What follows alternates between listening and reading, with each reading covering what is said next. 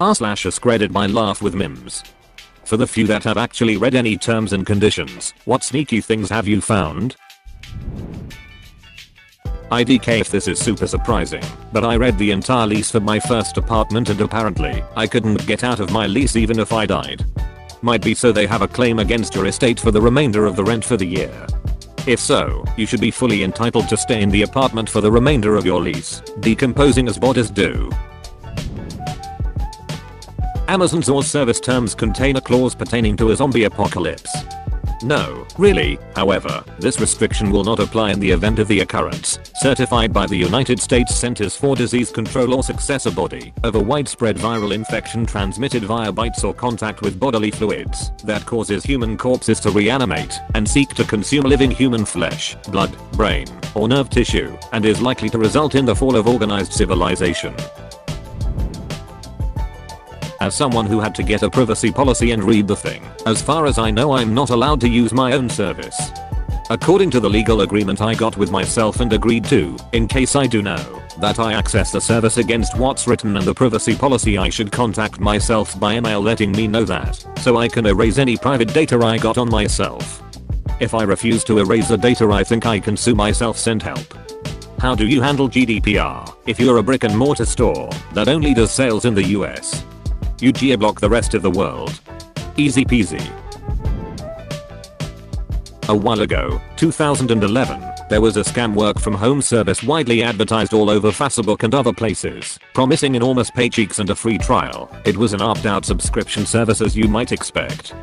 Curious as to how the scam worked, I looked at their T&Cs. There was a clause in there requiring you to pay $10,000 in compensation to the company if you filed a chargeback against their fees. Whilst that would never stand up in court, dealing with debt collectors who might conveniently offer to settle for a mere $3,000 would be all sorts of hell. Thank you customer for actually reading our terms and conditions. Send us an email with the following content and we will send you a free box of chocolates. They did indeed send chocolate. CTRL plus F reading on every terms and conditions now. Or other keywords. Result 1 of 1219 1219 boxes of chocolates. Here I come. I remember a story years ago about this guy applying for a loan or credit card from his bank, but asked to take the documents home and read over them and send them back a signed copy. He added clauses in the T&Cs that the bank had to pay him, and if they wanted out of the contract they had to pay him some huge exit fee, sign the amended one, and send it back to them, and they agreed to it without reading it. Not sure how true it is though. I know at some point Comcast was not responsible if it killed you. Haven't looked at it in years though, used to work for them, so you get to learn the terms pretty quickly. Comcast is not responsible if, during an interaction with one of our experienced customer service representatives, the customer's cranial region ruptures, or in any way, combusts due to any number of medical factors. Edit, guys, this is a joke. Back in the day when people, legally, acquired new music by buying CDs, one of the bands I listened to would hide nice little messages to fans in the copyright/legal fine print in the booklet that came with the CD. Sometimes there would be a small link to a hidden part of their website that had extra content. There was a story contest from a theme park where your story could be published, but any story submitted would automatically be owned by the company and could not be used by you or others. So they could throw your story in the trash and you still wouldn't legally own it anymore and can't publish it somewhere else. They own your story so they can make money out of it without paying you a dime. They were not obligated to credit you as the writer other than mentioning it somewhere in the first publishing. After that it was fair game. They were allowed to alter your story as they saw fit without consulting you. I wasn't the only one who noticed. It was soon pointed out on social media. There wasn't really a backlash, but I didn't submit a story. A guy from a webzine tried to get me to write review for him with a deal similar to that, all while saying that his Patreon was going strong and that he would maybe be able to pay writers within a year. The zine was gone in less than 6 months and he gave me shit for whoring out my music reviews for free rather than writing exclusively for him when I called him out for trying to take my writing away from me without even paying for it. Wanted to sign my kid up for cheerleading. Sat there and read the terms and agreement. Said something along the lines of, we are not responsible for any accidents that occur in the transportation of your child. My husband lost his brother in a school transportation accident, and they initially tried to avoid the blame. So naturally that line gave us the heebie-jeebies, and we just left. Turns out they were just a shady company all around. She now does cheer through her school. I had a Victoria's Secret coupon that said Canadians are required to pass a math question or test in order to be eligible for the discount. I think I still have it at my desk. My job, in part, is writing terms and conditions, agreements, and disclosures for the bank I work at, so I actually do read a lot of T&Cs in homage to the amount of time my colleagues in the field put into writing 18 pages of shit no one but examiners read. The Canadian math requirement is the strangest I've ever seen. In the hiring contract for the last company I worked for, there was a line buried on page like 22 that said, if you email a certain email address on your first day saying you saw the line, you get a bonus day of PTO for the year.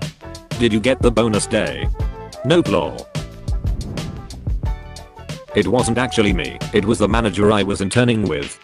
He told me about how it was important to read everything, even the terms and conditions.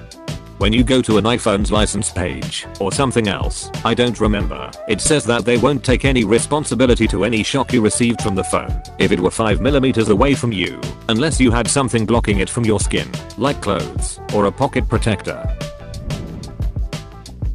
If you make money on TikTok, the owners can rightfully take the money. They can also use your videos in their advertisements without your permission, even if the videos are private. Cody Ko had to deal with this. Hippity hoppity, your TikTok is my property. Huppity hudes, we can make money of your nudes. After reading through all the comments here, I see no one has mentioned how useful this tip can be if you're downloading some shady software. Scroll through the entire 2S and find any checkboxes, then uncheck them. Usually for things like this, that's how various programs and malware will end up being downloaded without you understanding how, which is what will usually happen with people who are especially young or especially old. There will be something written in there, like you agree that you would like to install Mega Super Saver Search Plus to your PC and set it as your default search engine with a pre-checked box next to it, leading to a lot of easily avoided problems. So yeah, scroll through and uncheck boxes when you're downloading something weird. You don't even need to read the terms, just be aware what could be tucked away inside them. This. And the mom cries out, why my computer says there's a virus? Why is this bar here? Why my computer got so slow? If you want to take Huawei to court, you have to take them to court in China. What they don't tell you is that it's near impossible for a foreigner to win a court case in China. That's typical of Chinese business. It's like how they will ignore all of your copyrights and patents, but if you infringe on theirs they will literally bring you down with lawsuits to the point that you may as well not exist. That is one of many reasons that I'm a scared Australian who is slowly having the land around them and all of our farms and other assets purchased by China. The dev team of the video game Factorio is explicit not responsible if you stay awake all night long playing Factorio and can't go to school/work in the morning. Found this quite a few years ago on Chive. Anyone submitting photos to us also agrees to name their firstborn son or daughter Leo and secondborn child John. If you stop reproducing after the first child, you must agree to acquire a panda bear from China and name it John. Resignation Media not only owns the rights to any photos you upload, but also owns the rights to your mom. Should we wish to exercise this option, you agree to surrender your mom and any claims you or your family may have on her within 5 working days of receiving written notification from Resignation Media. In the event your dad or your mom's parent or parents intervene and claim joint ownership of your mom, Resignation Media reserves the right to bitch slap them and give all parties Justin Bieber haircuts. If, upon receiving your mom, she attempts to leave the Chive's kitchen, where she belongs, she too will be given a Justin Bieber haircut.